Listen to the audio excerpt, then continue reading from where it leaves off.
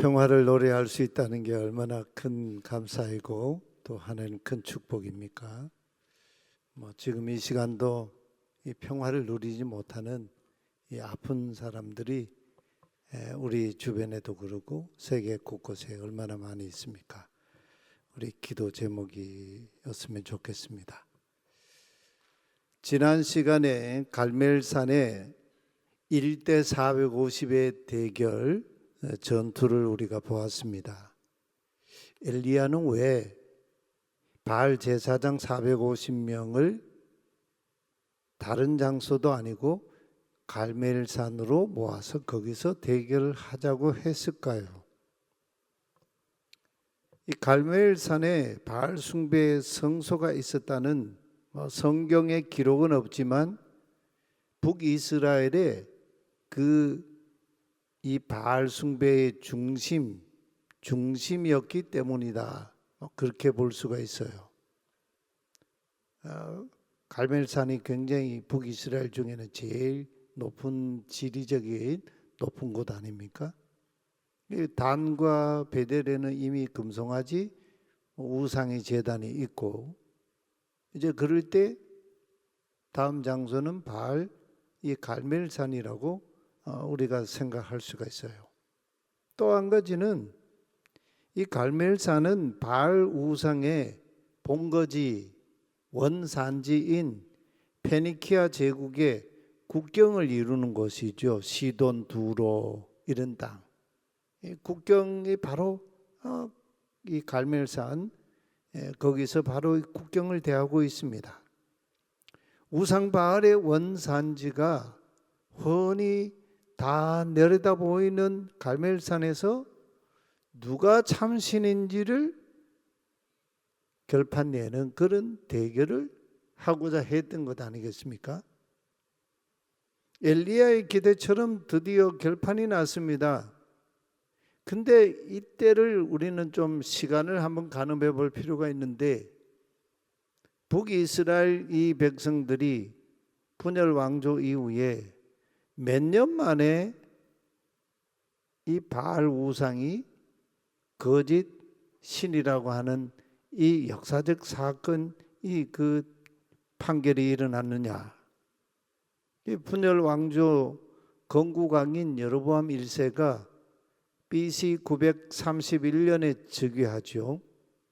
그 이후에 7 왕들이 이제 등장하는데 오므리 왕조의 그 아합 왕 때에 오므리 이 아합 왕이 22년을 통치했는데 그때 주전 853년경이에요. 아합이 한 22년을 통치했는데 아합 통치 시기에 이 사건이 일어났거든요. 그래서 이런 상황을 쭉 이렇게 가늠해 보면 최소한 80여 년이 걸린 그런 시점에서 북이스라엘이 그동안 줄기차게 섬겨오던 우상 바알이 거짓이라는 것이 판명이 되었다.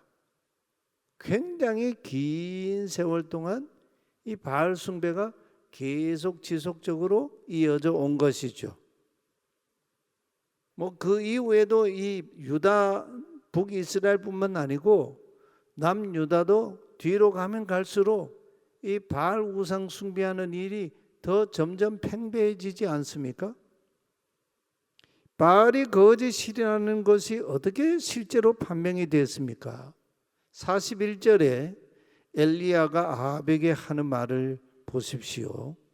이르되 올라가서 먹고 마시소서 큰 비 소리가 있나이다.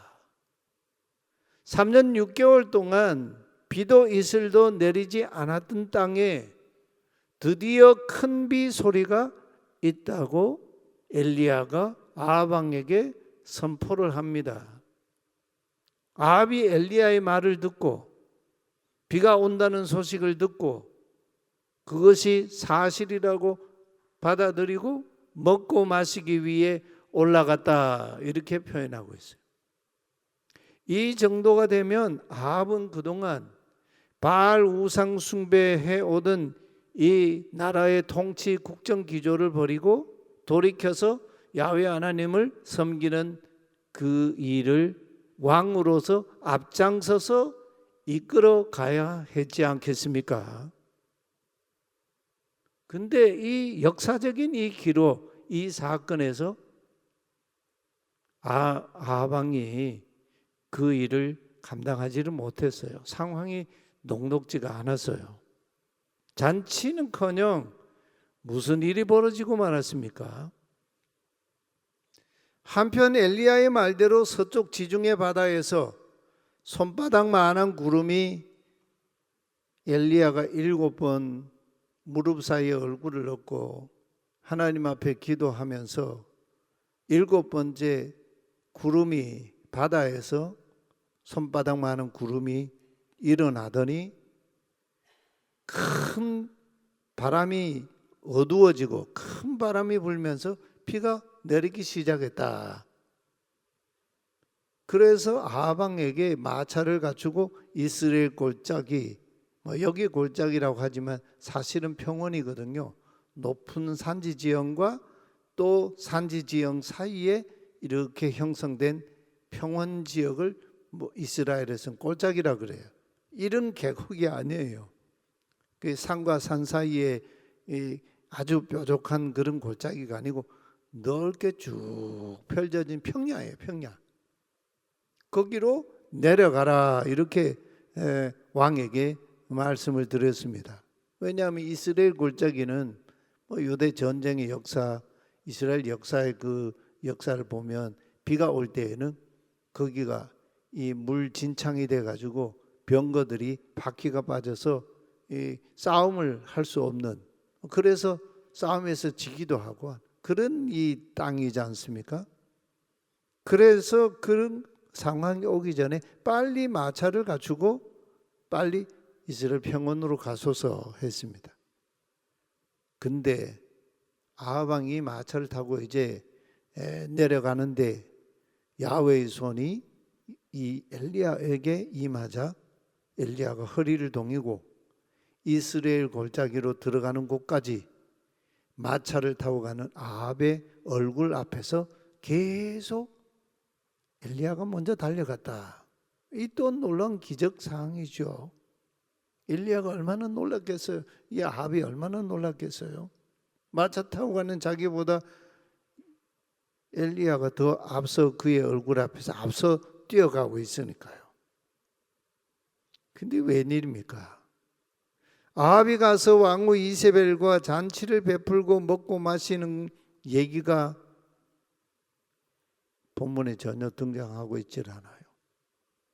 이세벨이 아합이 얘기하는 그 잔치를 좋아할 리가 있었겠습니까? 어림없지요. 잔치를 베풀고 먹고 마신다는 것은 그냥 이제 비가 오니까 기뻐서 잔치 베풀고 먹고 마시라, 그런 의미가 아니죠. 야훼 하나님이 참 신이심을 고백하면서 기뻐하고 함께 즐거워하는 하나님을 모신 화목 제사 샬롬의 잔치를 열라는 그런 얘기이죠. 이때 아합이 제대로 정신을 차렸다면 속죄제를 드리고 난 뒤에 야훼 하나님 앞에서 온 국내 대신들, 백성의 지도자들, 예전에 쓰던 말로 하면 만조 백관들을 다 모아놓고, 그리고 바알 숭배의 원흉인 이 아내 왕후 이세벨을 초청해 놓은 자리에서 하나님 앞에 속죄 제사를 드리고 화목 제사의 잔치, 샬롬의 잔치를 열었어야 하죠. 근데 무슨 사태가 벌어졌습니까? 잔치는 고사하고 도리어 음흉한 흉계를 꾸미는 정치적인 대응이 일어납니다. 19장 1절 2절 우리 함께 같이 한번 봉독해 보겠습니다. 아합이 엘리야가 행한 모든 일과 그가 어떻게 모든 선지자를 칼로 죽였는지를 이세벨에게 말하니 이세벨이 사신을 보내 이르되 내가 내일 이맘때에는 반드시 내 생명을 사람들 중 한 사람의 생명과 같게 하리라. 하나님께서 주신 이 절호의 기회를 이렇게 정치보복하는 기회로 바꾸고 말았습니다. 정치하는 사람들 보면 다 그러죠. 기회가 왔을 때 그거를 나라를 위해 백성들 위해서 하지 않고 정치적인 그런 일들을 많이 합니다. 이번에는 이세벨이 아합을 앞질러서요 엘리야를 죽이겠다고 협박합니다. 남편 아합으로부터 갈멜산에서 그날 있었던 모든 일을 들었지만 눈도 껌뻑하지 않았습니다. 오히려 분노했습니다.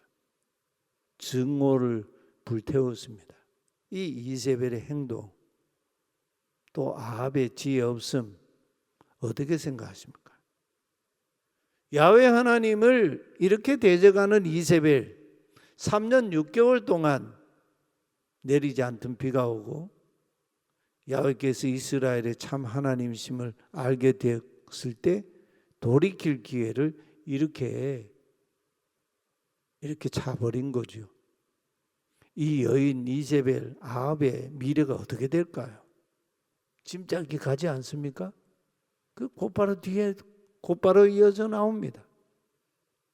이세벨이 사신을 보내서 엘리야에게 한 말을 보면 사생결단을 하고 있지 않습니까? 참 어리석은 여인이에요. 거짓 우상 바알을 두고 사생결단을 하고 있어요. 이게 바로 악한 자들이 하고 있는 악한 세계의 모습입니다. 악한 정치인들의 모습이죠. 한편 이세벨의 입장에서 생각해 보십시오. 자기 생명은 물론이고 자신의 고국 시돈 땅의 아버지 엣 바알의 상황마저 이 갈멜산 사태는 지대한 영향을 미치지 않겠습니까? 그 이세벨의 입장에서 보면 물러설 데가 없는 거죠. 배수진을 치고 정면으로 엘리야와 맞서는 그런 일을 할 수밖에 없었습니다. 그런데 엘리야는 그때 어떻게 행동합니까? 내일 이맘때까지라는 최후 통첩을 받고 그는 마음이 녹아내리고 말았습니다. 아합의 국내 대신인 오바댜가 지극히 하나님을 경외하는 자로 아합 왕궁에서 일하고 있었는데 요즘으로 말하면 대통령의 비서실장 같은 사람이에요. 이세벨이 하나님의 예언자를 잡아서 죽이는 그 일을 할 때에 예언자 100명을 50명씩 따로 굴에 숨겨서 떡과 물을 공급하면서 그들을 살려주었다. 이 국내 대신 오바댜가 했지 않습니까? 그런 일을 하던 오바댜가 3년 6개월 만에 엘리야를 길에서 만나다 엘리야 예언자를 길에서 만나서 엘리야가 그에게 명령했습니다. 내 주인 아합에게 가서 엘리야가 얼굴을 보리라 한다. 이렇게 소식을 전하라 그러니까 두려워했죠. 엘리야가 그렇게 말을 하고는 자기를 떠나서 도망을 가버리면 자기 목숨이 아합 왕에게 목숨 빼앗길 것을 두려워해서 두려워하지 않습니까? 이 오바댜의 이 모습처럼 지금 이 상황에서 엘리야가 두려워하고 있어요. 이 두려움이 정당한 두려움인가? 우리가 참 강한 자 같지만요 굉장히 연약한 자들이거든요. 여러분 무슨 말을 한마디 듣고 마음이 녹아내리지 않습니까? 밤잠 못 자고 속 태우고 그냥 이 마음 아리하는 그런 일들이 종종 일어나지 않습니까? 저도 그런데요. 이 엘리야의 모습이 지금 우리가 볼 때 정당하다고 볼 수 있는가? 이미 그는 3년 6개월 동안 하나님의 보호하심을 받았습니다. 하나님의 인도하심을 받았습니다. 가뭄 초기에는 요단강 동편 땅에 있는 그릿 시냇가에서 까마귀가 물어다 주는 이 떡과 물을 먹고 마셨어요. 그릿 시내의 물을 마셨어요. 그러다가 다시 하나님께서 인도하셨죠. 시돈 땅에 있는 사르밧이라고 하는 도시로 가서 거기에 한 과부가 있을 텐데 그 여인에게로 가서 이 가뭄 기근이 있는 때를 거기서 지내라고 하나님 명령하셨어요. 또 그 여인이 죽은 아들을 살리기까지 했던 엘리야 아닙니까? 근데 이렇게 이 이세벨이라는 여자를 두려워할 수가 있는가? 충분히 그럴 수가 있어요. 바로 그날 갈멜산에서 450명 바알 제사장들과 싸워서 이기고 그들을 다 척결했던 바로 그날 아닙니까? 그런데 이세벨의 협박에 순식간에 그 모든 승리에서 무너지게 됩니다. 여러 가지 이유가 복합적으로 작용했지 않겠습니까? 한 세 가지 예를 든다면, 첫째는 아합보다 이세벨이 더 강하고 무서운 사람이란 걸 엘리야도 평소에 잘 알고 있었어요. 이 아합 왕은 좀 우유부단하고 우물쭈물한 그런 왕이었거든요. 아내의 그냥 치마폭에 쌓여가지고 나라의 정치를 그르치는 그런 대표적인 왕이었어요. 그러니까 이 이세벨이 나서니까 엘리야가 굉장히 마음이 쿵했습니다. 그녀가 3년 6개월 동안 예언자들을 학살한 걸 엘리야가 너무나 잘 알고 있었습니다. 아합은 그렇게 강한 성격이 아니었어요. 이세벨이 엘리야 자신이 야훼 하나님께 충성하는 만큼이나 이세벨이 바알에게 대한 열정이 자기 못지 않다는 걸 너무나 잘 알고 있었어요. 나라가 이 지경에 이르게 된 그 원흉이 이세벨이라는 걸 알고 있었죠. 또 하나는 이세벨이 바알 제사장들이 학살당했다는 소식을 듣고 무서워하기보다는 분노했다. 요즘 우리가 종종 듣는 그런 이 단어로 바꾸면 대노했다, 크게 분노했다는 거예요. 평범한 사람이라면 두려워서 숨어버렸을 텐데 이세벨은 오히려 신들을 들먹거리면서 죽이려고 맹세했습니다. 아합과 함께 왕위에서 평생 공들인 이 정권 수건 사업, 바알 종교 국교화하는 이 정권의 종교적 정당성을 지금까지 이 바알 종교가 정권의 정당성을 지지해 주지 않았습니까? 오므리 왕조를 떠받치는 이 종교적 이 지지, 이 근간을 무너뜨려 버렸으니 자신과 엘리야 둘 중에 하나는 제거되어야만 하는 그런 상황에서 엘리야를 죽이려고 했으니까 그 상황을 얼마나 두려웠겠습니까? 가장 큰 이유는 나중에 이제 드러나기도 하지만 엘리야의 영적인 번아웃입니다. 사실 엘리야는 자기 인생에서 가장 빛나는 승리를 거두었습니다. 그렇지만 화려한 그 승리의 날에 뜻밖의 강한 저항에 부딪히자 지금까지 버텨왔던 모든 영적 그 긴장, 이 피곤이 그냥 몰려오면서 무력감에 빠지고 말았습니다. 그러나 우리는 이세벨의 협박이 진짜 엘리야를 죽이려고 했던 것일까? 곰곰이 되물어보지 않을 수가 없어요. 진짜 엘리야를 죽이고자 했다면 하루 24시간이라는 그 말미를 줄 필요도 없지 않습니까? 곧바로 자객을 보낸다든지 은밀하게 사람을 보내서 척살해 버렸지 않겠습니까? 이세벨이 노린 것이 뭘까요? 그녀는 누구보다도 엘리야가 두려웠습니다. 이세벨 자체도 엘리야가 너무너무 두려운 존재였어요. 엘리야를 죽이기보다는 바알 종교를 재건하기 위해서 엘리야가 더 이상 이스라엘 땅에 머물지 않고 멀리 떠나는 것이 훨씬 쉬운 일이라고 생각했을 겁니다.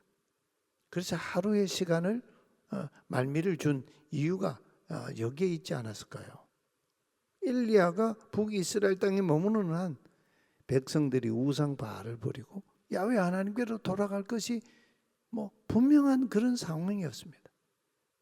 백성들이 엘리야를 따르지 않았겠습니까? 만일 엘리야를 그날 곧바로 죽여버리고 말았다면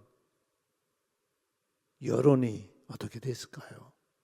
정치하는 사람들은 여론이 굉장히 민감하거든요. 여론의 높고 낮음에 따라서 정책을 바꾸기도 하고 스톱하기도 하고 또 펴기도 하고 그러지 않습니까? 엘리야가 자기 발로 이스라엘 땅을 떠나주기를 바란 거예요. 이런 이세벨의 수를 엘리야가 읽지를 못했습니다. 이세벨의 계략이 통했습니다. 아주 적중하지요. 엘리야는 이세벨의 전가를 받자마자 오늘 열왕기 기자가 이렇게 증언하고 있죠. 이 형편을 보고 그랬습니다. 이 형편을 보았다는 거예요. 여기 보다라는 동사가 라라고 하는 동사인데 이때 엘리야의 눈이요 잠깐 멀었습니다. 지금껏 주목하여 바라보고 있던 이스라엘 하나님 야훼를 바라보는 눈이 그냥 잠깐 시야 상실이 일어났어요. 갑자기 태양의 빛이 우리 눈 정면으로 오면 앞에 시야가 보이지 않지 않습니까? 밤에 운전하는데 상대방의 차가 하이빔을 켜고 이렇게 막 마주오면은 앞이 전혀 보이질 않잖아요. 우리 눈에 강한 빛을 쬐면 앞이 보이질 않지 않습니까? 지금 엘리야가 바로 그런 상황에 처해 버렸어요. 돌아가는 정세만 살폈습니다. 이것이 엘리야가 지금 이렇게 딜레마의 슬럼프에 빠지는 패착이었어요. 누구에게나 올 수 있는 일이에요. 보는 것을 잘못 보면 누구든 판단을 그르치게 되어 있습니다. 바리새인 서기관들이 두 눈을 멀쩡하게 뜨고도 하나님이 보내신 예수 메시아를 보지 못하지요. 그들은요 예수님 메시아인 줄 보지를 못했어요. 근데 맹인으로 있다가 눈 뜬 사람은 자기를 눈뜨게 하고 자기를 보게 했던 그분이 메시아 그리스도라는 것을 알게 되죠. 그래서 메시아이신 그분을 따르게 되지 않습니까? 근데 바로 그날에 안식일이었어요.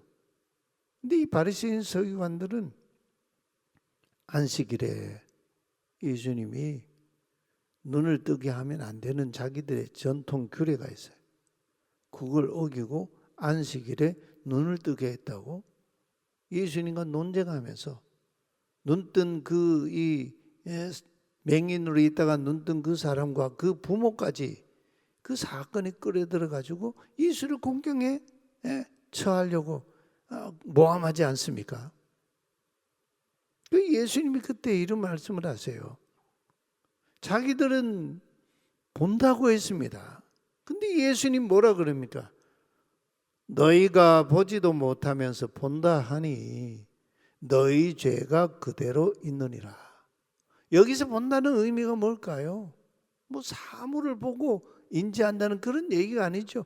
하나님이 보내신 바로 그분 예수 메시아, 예수와 한 메시아, 예수 메시아를 눈뜨고도 보지 못하면서 본다 하니 메시아를 보고 영접하지 않는 너희 죄가 그대로 있느니라. 이렇게 예수님이 아주 그들의 이 중심을 그냥 파헤쳐버리죠. 능력의 예언자이니 엘리야마저도 잠시 볼 것을 보지 않고 돌아가는 정치적 상황만 보니까 엘리야의 인생 중에 가장 큰 두려움에 빠진 그런 이 때가 아니었을까요? 그래서 그가 취한 행동 보십시오. 자기 생명을 위해 도망하여, 자기 생명을 위해 도망하였다. 여기서부터 엘리야의 행동, 이 엘리야가 하는 말을 가만 보십시오. 다음 시간에 계속 이어가겠습니다만 거의 엘리야가 하는 이 말은요, 횡설수설에 가깝습니다. 본질이 빠져있는 한쪽 얘기예요. 상황 판단을 전혀 하지 못하는 영적인 맹인 수준의 그런 얘기들을 하고 있어요. 근데 여러분, 이스라엘 하나님이 예언자를 수도 없이 보냈죠. 우리가 얼마 전에 지난 화요일인가요? 김윤석 목사님 새벽에 설교하면서 니느웨로 보냄을 받은 요나 얘기를 하면서 요나가 보지 못하고 듣지 못한 그 얘기를 했어요. 본래 예언자라고 하는 것은 보고 듣는 자를 예언자라고 해요. 한쪽만을 보고 듣는 자가 아닙니다. 양방통행하면서 보고 듣는 사람이에요. 뭘 보고 듣는 사람입니까? 하나님의 소리, 그 시대 속에 임하는 하나님의 말씀, 그걸 예언이라고 그러기도 하는데 따바르예요. 하나님의 말씀을 듣는 자이고 그 말씀을 두 번째로 자기에게 임한 그 하나님 말씀으로 자기 시대, 자기가 살아가는 그 당대의 시대 사람들이 하는 소리를 또 들으면서 하나님의 나라의 관점으로 그 시대 사람들이 하는 얘기를 재해석해주고 하나님의 말씀을 선포하는 자가 예언자이죠. 예언자. 근데 지금 엘리야가 자기 생명을 위해 도망하였다 합니다.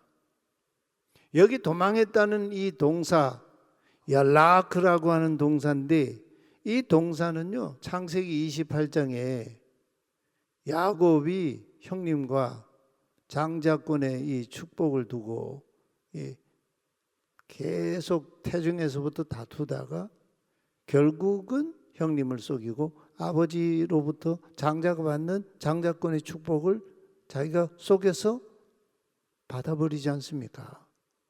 이 사실은 탄로 나면서 형 에서가 동생 야곱을 죽이려고 기회만 엿보고 있었습니다. 그래서 아버지도 그러고 또 어머니도 그러고 야곱을 형이 동생을 죽이는 이런 이 사건을 볼 수가 없다고 하면서 야곱을 외삼촌 하란의 집으로 이제 도피를 시켜버리죠. 그때 야곱이 브엘세바를 떠나서 지팡이를 짚고 형님 외삼촌 집으로 도망한지라. 그때 도망한다는 그 동사 얄라크와 이 엘리야가 자기 생명을 위해 도망한 똑같은 동사예요. 어디까지 도망쳤습니까? 이세벨의 수작에 딱 걸려들고 말지요. 북이스라엘 땅을 떠납니다. 어디까지요? 남유다의 도시 중에 유다의 도시들 중에도 최남단 도시인 브엘셰바까지 도망을 칩니다. 한번 지도를 한번 보실까요? 예전에도 한번 보여드렸는데 이 갈멜산에서 바알 제사장과 450명과 대결하여 승리하고, 그리고 이스라엘 평지를 이 지역이 이스라엘 평지거든요. 이스라엘 평지에 와 있던 이 엘리야가 이세벨의 그 소식을 듣고 도망을 칩니다. 어디까지요? 브엘세바까지. 여기 보면 브엘세바가 여기 있죠. 이 유다의 최남단 도시입니다. 예루살렘이 여기 있어요. 여기 브엘세바까지 자그마치 거리가 한 187km, 직선 거리로요. 실제로 도망 거리는 한 200km 이상 됐다고 볼 수 있어요. 이세벨의 작전이 성공을 합니다. 이세벨이 그 이후에 엘리야를 찾았다 이런 얘기가 나오질 않아요. 다 숨겨진 얘기예요. 열왕기 기자의 이야기의 그 핵심은 이세벨이 엘리야를 죽이기 위해서 찾았다, 그러나 찾지 못했다 이런 얘기는, 이런 방구도 나오지 않아요.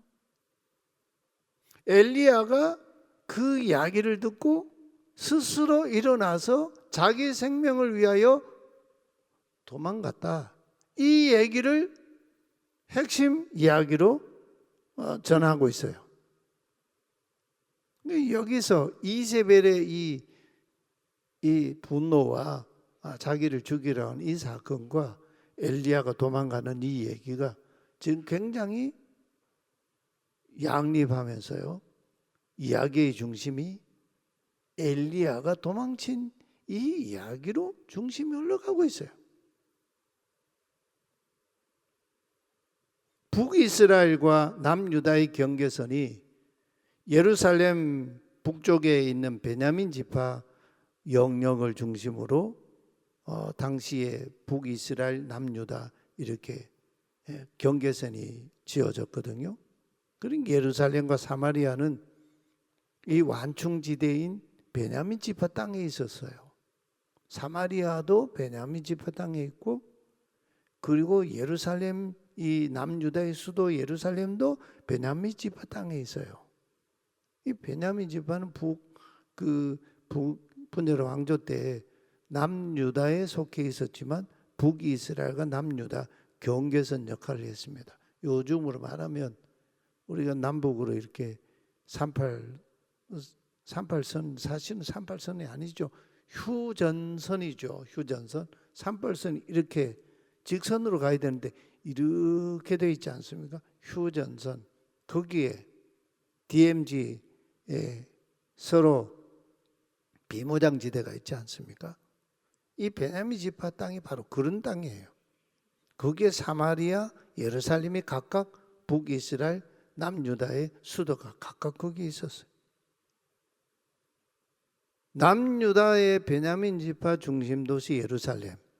그 예루살렘은 베냐민 지파 땅과 유다 지파의 경계선 위치에 거의 근접해 있었습니다. 엘리야가요 아주 이상해요. 자기를 수종 들던 이 종을 브엘세바까지 데리고 와서는 거기에 혼자 머물러 있게 하고는 자기 혼자 네겝 사막 광야로 들어갔습니다. 네겝 사막이라고 하는 것은 여기 이렇게 보면 브엘세바 최남단 도시가 있죠. 여기 이 삼각형 지역이 네겝 사막이에요. 여기 끝없는 사막이 쫙 펼쳐져 있어요. 제가 예전에 이스라엘 갔을 때 이 네겝 사막 한중앙 저 밑에 있는 그 구릉지까지 다녀왔어요. 밤에 여기서 자보기도 했어요. 그 하루길쯤 이렇게 가더니 한 로뎀 나무 아래에서 털썩 주저앉아 있었습니다. 그러면서 마음에도 없는 말을 투덜투덜거리면서 하나님 앞에 막 투덜거리죠. 우리 4절 함께 같이 보겠습니다. 여기 우리 화면에 있는 대로 같이 한번 보겠습니다. 한 로뎀 나무 아래에 앉아서 자기가 죽기를 원하여 이르되 야훼여 넉넉하오니 지금 내 생명을 거두시옵소서. 나는 내 조상들보다 낫지 못하니이다. 여러분, 이때 엘리야가 진짜 죽기를 바랐을까요? 앞뒤로 꽉 막힌 자기 신세를 한탄하는 투덜거림이 아니었을까요? 살기 위해서, 자기 생명을 위해서 도망쳐서 브엘세바까지 와서 200여 킬로미터나 되는 길을 도망쳐 온 엘리야 아닙니까? 그래 놓고는 내게 광야에서 하나님께 지금 자기 생명을 거둬달라고 했습니다. 이 얘기를 듣는 하나님의 마음은 어떤 마음이었을까요? 하나님의 계획은 무슨 계획을 가지고 있었을까요? 역사가 오늘 뒤에 19절까지 말씀을 같이 나누려겠는데 시간이 부족해요. 역사가 요동치리라. 하나님이 엘리야가 알지 못하는 하나님의 계획, 하나님의 뜻이 담겨 있는 걸 우리가 보게 됩니다. 왜 엘리야는 이런 상황에 빠지게 됐을까요? 다음 시간에 이 문제에 대해서 자세하게 같이 이제 중심적인 얘기를 이어가 보겠습니다.